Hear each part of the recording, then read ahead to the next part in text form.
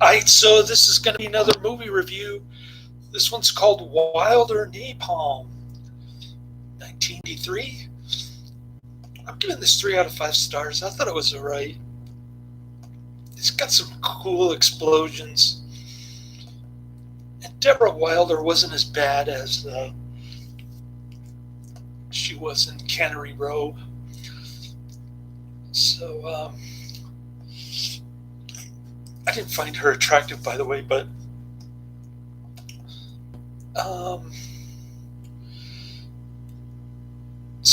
it's about two brothers who have the power of starting fires with their minds. I forget the technical term for it. It gets a 5.5 out of 10 on IMDb. Not too many people have seen this 1,460, but it's another Emmet Walsh flick. I think this is the last one. It's kind of like an offbeat Tim Burton type movie, but it's not a Tim Burton movie.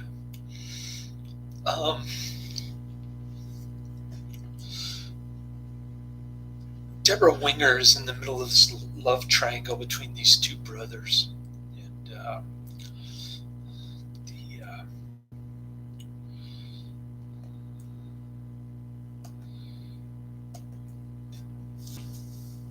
one of them is a clown. He has the ability to buzz bugs and flying around in the air with his finger.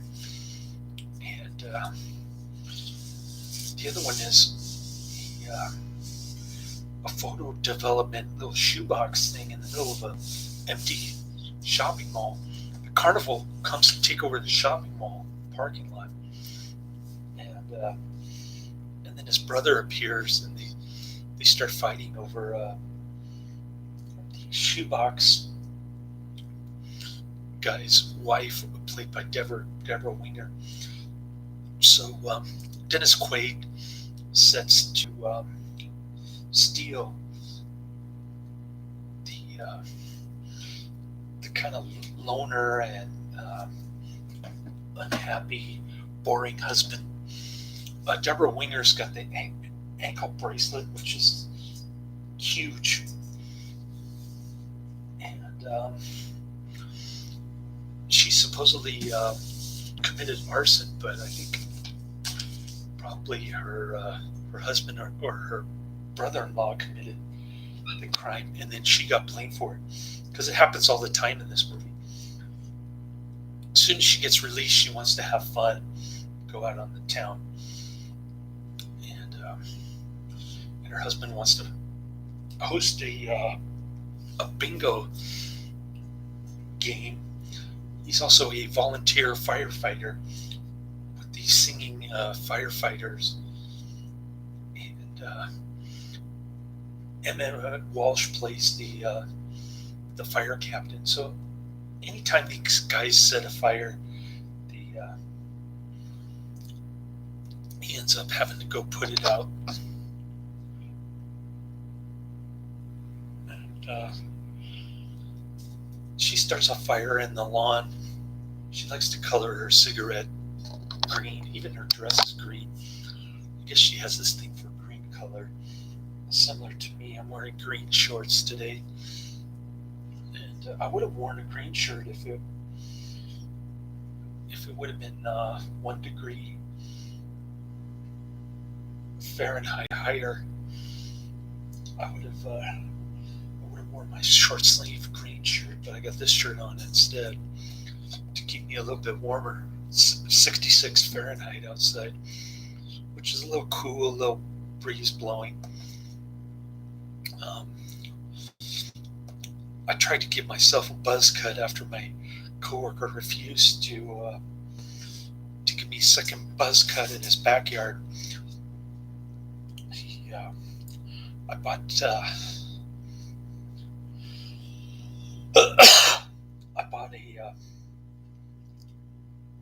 hair clipper online at Target. I just bought 4 pairs of Wrangler pants from Walmart, but it won't arrive until June 15th, which falls on a Monday. Yeah. So it's about a week delivery, and kind of short on pants. The buttons are falling off, getting holes in my pants. And I used to go to J.C. Penney, but for some reason the store at Tanforan is still closed. So, anyways, getting back to the movie. I had 3 patches back here yesterday, so I went over it again with the hair clipper in hopes that I'd eliminate all the patches in the back. It looked like a Blue Sunshine movie from 1977. But I went around delivering groceries with the back of my dome all uneven and 2 patches in the back. Hopefully I fixed it last night, but apparently I didn't, because he saw 3 patches this morning. He got rid of 1 patch and he said he couldn't see anymore, but he wasn't sure. I think I'll just bring my hair clipper to work, because the guy who did it in April in his backyard felt guilty that he said no when I asked him about a week ago. And then when he saw the back of my dome a couple times, he asked me if I brought it with me. I said no, and my son's going to fix it, blah, blah, blah. He kind of walked away like he wasn't interested. But if I see him on Monday, I'll ask him if it looks okay. And I'll bring my hair clipper so that he can fix anything that's kind of sketchy. I don't trust my coworkers during my day job to fix it properly. But that's about it. I keep IMing my best friend with messages of love and marriage and stuff, and I can't get a response from her. But anyways, maybe I'll see her in a couple months, and I'll try to kiss her on the lips and hug her. We'll see how that goes. She might. She's Chinese, so anything could happen in that kind of situation. But anyways, getting back to the movie. I keep saying that. Getting back to the movie, and then I never get back to the movie. So eventually there's a firefight between the 2 brothers. Dennis Quaid has this fireproof stuff, and I didn't care for the ending too much. There's a lot of Debra Winger likes to watch television a lot. I couldn't really get into any of the characters, but I could sort of relate to the Wilder character, the boring husband, because eventually, when Debra Winger wants to go out on the town and her husband's playing bingo, he ends up cheating on her and making out with Dennis Quaid. So the 2 are on the roof for some reason, and that's where Wilder likes to make love to his wife. And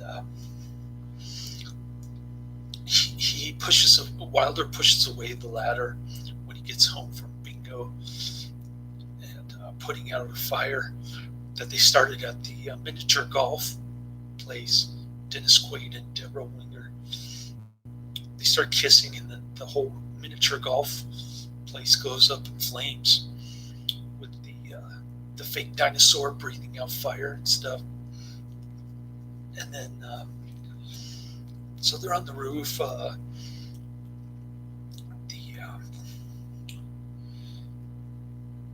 The Wilder character, the boring husband, he kicks the ladder, and he starts going around in circles with the mechanical lawnmower, the ride-along lawnmower. And this morning, the 2 on the roof didn't get any sleep. Finally, Dennis Quaid figures out to jump from the roof and get the ladder. I don't know why he didn't do that in the beginning when the Wilder character was acting like a zombie, going around in circles with the lawnmower around the house. But they get in a fight. They start a fire at the house. And they end up, all three of them, in jail. But Jim Varney bails them out. He's one of the Carney sidekicks for Dennis Quaid. And there's a final showdown where the entire carnival goes up in flames, it seems like. And the ending didn't make sense, so I don't understand why they charged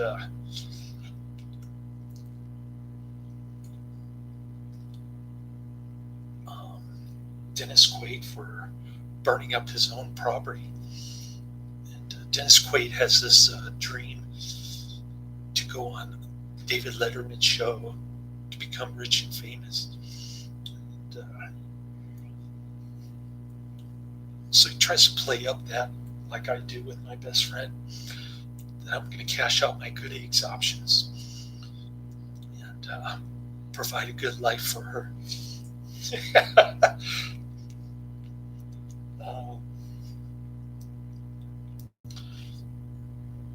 So I could somewhat relate to this movie.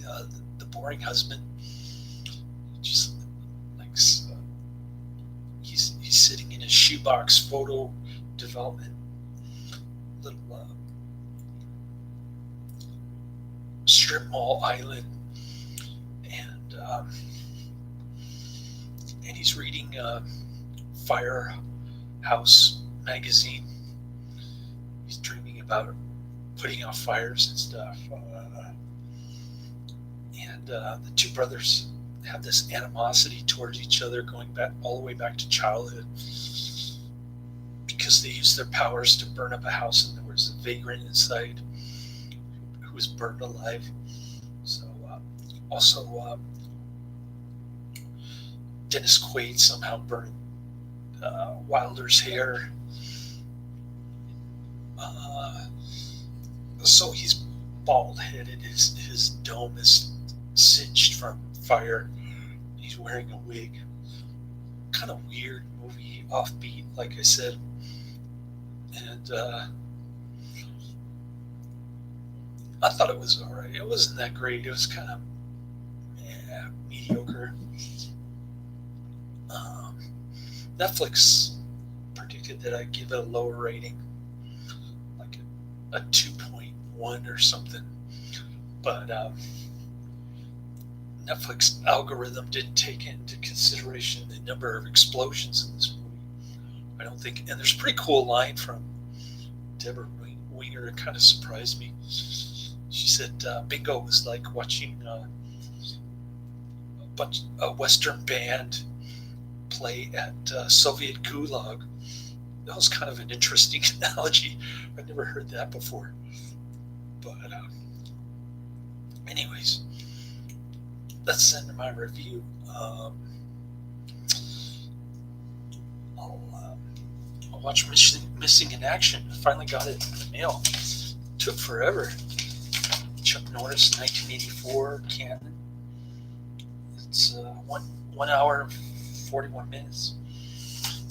So I guess I'm in the Canon section of my queue now. So thank God I got through Emmet, Walsh. A lot of the movies were bad to mediocre. A lot of them were. Occasionally I find a hidden gem, like the horror flick with Sean Young. That was excellent. Or what was the movie I just saw?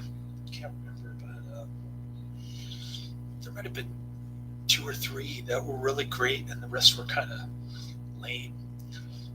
So glad I'm out of that section of my queue. Laters.